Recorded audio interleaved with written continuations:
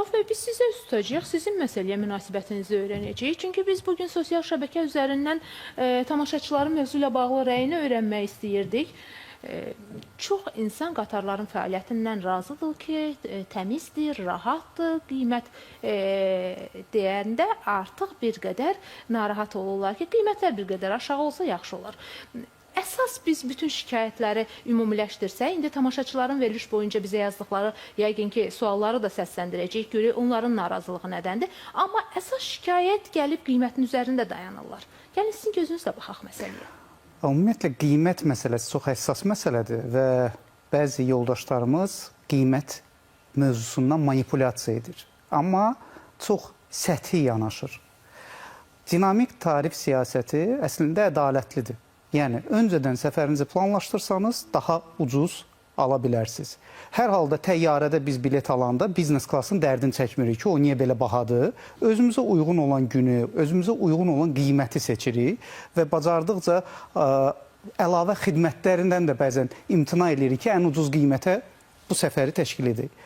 Eyni ilə dəmir yolunda fərqli, hər malın öz alıcısı var, hər oturacağın öz alıcısı var və statistikada göstərir ki, doluluq faizi, ümumiyyətlə 70% əgər doluluq faizi varsa, bu artıq normaldırsa, 95%dir bu, deməli artıq biz normanı da artıq tamamlayırıq və irəlidə düşünürəm ki, biletin tapılmaması kimi bir məsələlər ortaya çıxacaq. Çünki axın əsasən qərb istiqamətində olduğundan və orada Gəncəyə ayrı bir reys açmaq zəruriyyəti yaranacaq. Digər məsələ odur ki, bir müqayisəni aparanda gəlin bir insafla aparaq müqayisəni. Əgər öncədən biz bilet alırıqsa Bakıdan Qazaxa 16 manatı 20 qəpiyə 5 saat 36 dəqiqəyə gedirik. Eyni istiqamətdə avtobusla 17 manat 85 qəpik. Yəni belə çıxır ki, və 6 saat 30 dəqiqə. Avtobusdan daha tez çatmaq və daha ucuz çatmaq olar, amma öncədən planlamalısan. Əgər istəyirsə 25 gün öncədən. Bəli, 25-30 gün. Bu da bundan öncəki ilə müqayisə aparsaq, ümumiyyətlə dəmir yolunda əvvəllər bizdə 10 gün öncə imkan yaradılırdı almağa, amma indi 30 günə uzadılıb. Gəlin biz bu dünya təcrübəsini, uğurlu layihələri, müqayisələri kənara qoyaq və Azərbaycan reallığına baxaq. Azərbaycanda dəmir yollarının tarixi çox qədim olsa da, müasir günümüzdə son illər orada islahatlar aparıldığından biz dəmir yolundan ürəklə istifadə edə bilirik də və bu ərəfədə meydana taksi xidmətləri girib ki, həmin şəxslər müəyyən büdcə ilə evlərindən səhər həmin taksiyə əyləşib gedib rayonda getdikləri nöqtəyə birbaşa çata bilirlər. Bunun da üzərinə gəlirlər gediş haqqılarının həm evlərindən vağzala qədər olan vəsait, taksiyə ödəyəcəkləri vəsait, həm çatdıqları rayonda, şəhərdə, kənddə mənzil başına əlavə taksiyə ödəyəcəkləri vəsaitlə toplayanda o zaman haqlı olaraq deyirlər ki, yox, qatar bizim üçün çox bahadır. Biz təhlükəsizliyi də burada qabardaqda. Dəmir yolu ilə gedəndə nə dərəcədə təhlükəsizdir? Fərdi nəqliyyatla qəzaların sayına baxın. Yəni, hər bir şeyin öz qiyməti var. Əgər biz bu yanaşmanı ediriksə və fərdi nəqliyyatla 458 kilometr məsafənin getməyin bir komfortu və müasir İsveçrə istehsalı olan Stadler şirkətinin qatarlarının komfortu, inklüzivliyi qeyri. Yəni, bunlar bir tərəziyə qoymaq olmaz. Həmçinin də dəmir yollarının əsasən mərkəzdə yerləşməsi vağzalların, bu da əlavə bir lüks yaradır ki, insana həmən dəmir yol vağzalından digər şəhərin nöqtələrinə çatmaq kimi bir əlçatanlıq bir lüksu var. Amma bu avtomobillə müqayisə etməzdim. Ümumi sizin çıxışınızdan biz bu qənaətə gəlirik ki, qatarlarda qiymətlər bahadır deyən şəxslər sizin çıxışınızdan stat götürərək deyəcəm ki, insafsızdır deyirsiniz. Mən deyirəm ki, əgər biz qatarda daha ucuz qiymətə bilet almaq istəyirsə, bunu öncədən planlamalıyıq. Mən bir əlavə istəyirdim. Buyurun, əlbəttə. Bu mövzu başqa bir mövzunu ortaya çıxardır. Məsələn, pandemiyadan qabaq bizdə nə var idi? Yəni, keyfiyyəti artırmışıq, düzdür, sürəti də artırmışıq. Amma pandemiyadan öncə qərb istiqamətində bizdə Bakı Böyükəsik vardı, Bakı Qazax, Aksafa Qazax vardı, Bakı Tiflis vardı, Bakı Gəncə elektrik qatarı vardı. Bugün əgər 2 reyslə Bakı Qazax səhər-axşam bayramlarda 4-5 reysə qalxırsa, təbii olaraq, yəni tələbimiz daha böyük, amma təklifimiz daha azdır. Və bu məsələdə bəyək tamaşaçının Zəyəm stansiyası ilə də qeyd etdiyi məhz o gecə qatarları daha aşağı sürətlə, daha çox dayanacaqla keçirdi. Məsələn, mən dəfələrcə sizin efirdə də bunu demişəm, sosial mediada da məsələn qaldırmışam. Bakının 200 kilometr məsafəsində Kürdəmir və tarixi Hacıqabul stansiyası var. Onları ötüb keçir qatarlar, amma heç biri saxlamır. Heç olmasa Bakı-Qəbələ qatarından bu imkanlar yaradılmalıdır ki, Bakı ilə gediş-gəliş olsun. Həmçinin də Bakının əgər böyük bir şəhər aglomerasiyasını deyirsə, bu 100 kilometri radiusu əhatə edir. 100 kilometri radiusa düşən sahələrdən biri də strateji olaraq elə dəmir yoluna yaxınlarda birləşdirilən Liman Ələt qəsəbəsi yerləşir. Ələtlə bugün 69 kilometr məsafədə yalnız avtobusdur. Yəni dəmir yolu var, amma orada da heç bir bağlantımız yoxdur. Eyni ilə mən onun tərəfdarı olardım ki, indi bu imkana düzdür bağlıdır. Hər bir istiqamət üzrə bizim gecə qatarımız fəaliyyəti bərpa olunmalıdır ki, insanlar bilsin ki, nəyə də yetişməsəm, Bakıdan gecə qatarı ilə hər hansı bir rayona gedəcəm, necə Balakənə gedə bilirlərsə və eyni ilə də həmin rayondan, həmin gecə qatarı ilə də qayıda bilər şəhərə. Bu çünki gecə vaxtı səmərəli istifadəsi. Təhlükəsizlik baxımından da eyni zamanda bir qədər və siz qeyd elədiniz. Gecə yol getmək təhlükəlidir. Bütün səfərin yatır, gecə, səhər işin görür, eyni qatarla da qayıdır.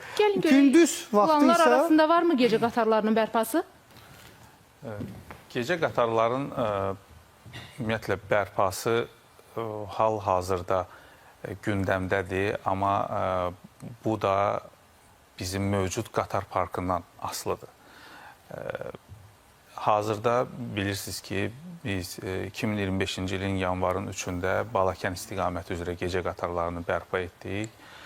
Bu pandemiyadan sonra yataq tipli qatarların ilk dəfə tətbiqi idi. Yeni müasir xidmətlərlə, fərqli yanaşma ilə bunları bərpa etdik və hazırda yəni bu ayın göstəricilərinə əsasən artıq 71% üzəri bir doluluq var həmin qatarlarda. Hətta bayram günlərində rekord sayda 530 sərnişin bir qatarla daşımışıq. Tələbat artıb. Növbəti mərhələ olaraq bunu harda necə eləyə bilərik, bu müzakirələr gedir. Azərbaycan bəs Hacıqabul məsələsini, Hacıqabul stansiyasının barədə Rauf bəyin qeyd elədiyi məsələyə də sizdən münasibət eşitmək istəyirəm. Dediyim kimi, bu məsələlərə baxılarkən dəmir yolları əlbəttə ki, bu sosial bir yanaşma olmalıdır. Həmçinin dəmir yolları xərcləri və rentabillik məsələsinə də diqqət yetirir ki... Yəni, hazırda Hacıqabulda stansiya varmı? tarixi stansiyadır. Tarixi stansiya var və qatar da oradan keçir. Keçir, dayanmır. Yəni, burada belə bir anlaşıla bilər ki, qatar Hacıqabuldan keçir, orada dayanmır. Ona görə ki, Gəncəyə gedəcək sərnişin daha çox pul ödəyib bilet alır. Yox. Niyə görə bəs? Orada bir məsələ var. Əgər Gəncə istiqamətin Qazaxı deyiriksə, orada dayanacaqların məsafəsinə baxsanız, bəzən bizdə sürət məsələsinə çox yazılarda rast gəlirik ki, bu sürət qatarı deyil, orada da yüksək sürətlə səhv salırlar. Yəni, hər yeni bir dayanacaq məsafəni də qısaldır da, bu dayanacaqlar arası məsafəni qısaldır.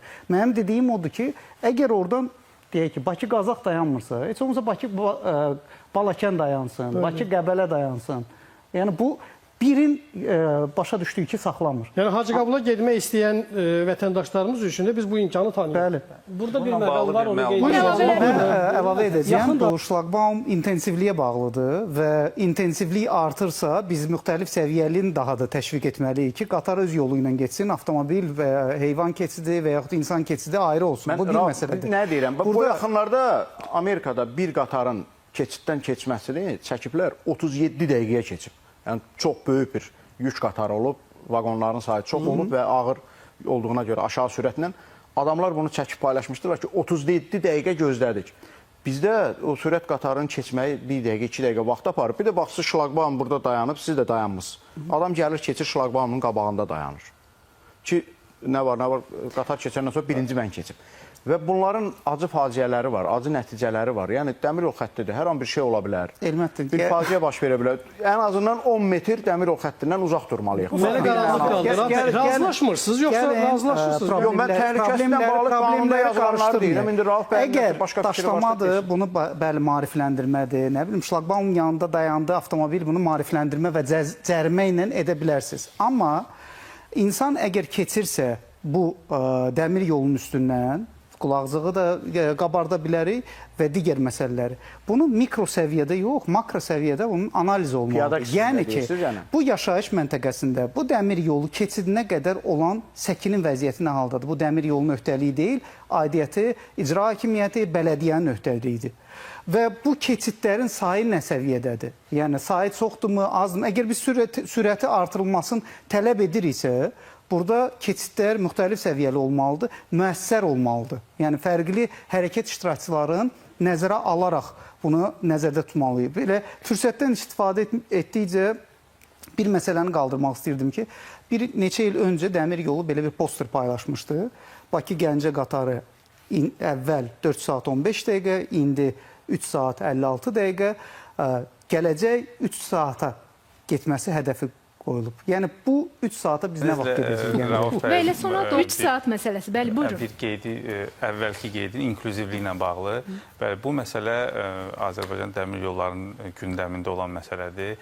Yəni biz mərhələli olaraq bunu təmin edirik.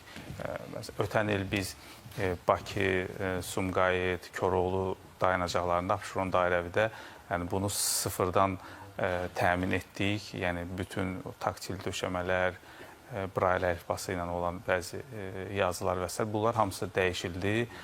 Bunu təmin etdik və mərhələli olaraq regionlarda olan stansiya və dayanacaqlarda da bunu edirik. Bunun üçün də əlavə vəsaitlər tələb olunur və mərhələli olaraq Bu yerdə əməkdaşlarınızın həmin şəxslərə xüsusi yanaşmasının dəfələrlə şahidi olmuşam. Bu çox müsbət nümunədir. Bəli, biz bununla bağlı, məsələn, sərnişinlərlə təmasda olan işçilərimizə xüsusi təlimlər keçirik ki, olur bu insanlar ola bilər görmə qabiliyyəti olmayanlardır və ya hərəkət məhdudiyyəti olan şəxslərdir. Hər biri üzrə hansı qaydada davranmaq lazımdır, hansı sözdən istifadə eləmək olar, hansı məsafədən oturub danışmaq və s. Yəni, bununla bağlı onlara təlimlər də keçirilir. Və dediyim kimi, məsələn, bizim saytımızda bununla bağlı da müəyyən imkanlar yaradılmışdır ki, bu görmə qabiliyyətində qüsuru olan, çətinliyi olan adamlar ondan istifadə edə bilsin. Son bir dəqiqə və Gəncə qatarı. Gəncə ilə son dəqiqəmizdir, buyurun. Son dəqiqəmizdir. Hazırda mövcud olan sürət və müddət hələlik maksimaldır. Amma məsələn biz özümüz də qeyd edirik ki, biz istəyirik daha çox stansiya açılsın.